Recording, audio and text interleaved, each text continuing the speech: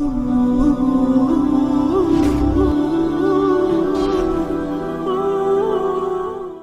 Allah, you are my all, you are my love.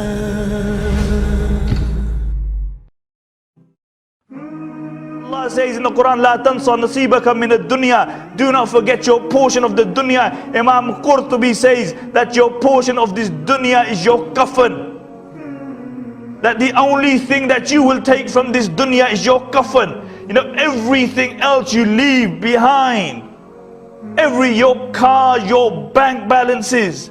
You take nothing. Your popularity, your fancy scarves, your nice homes, your nice garments, everything remains behind. What you go to in the grave is those two kafans. That's it. And this is a reality of the dunya.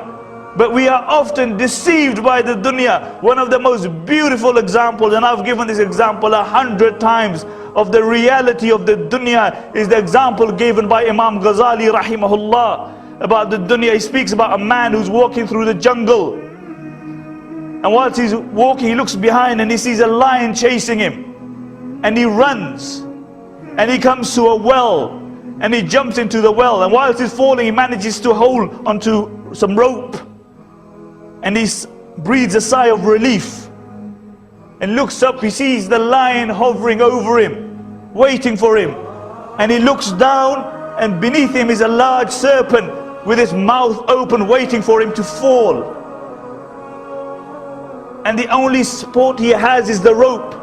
And after a little while he sees a black mouse and a white mouse set upon the rope, and they begin to nibble it. Above is the lion, beneath is the serpent, and the only support he has is the rope.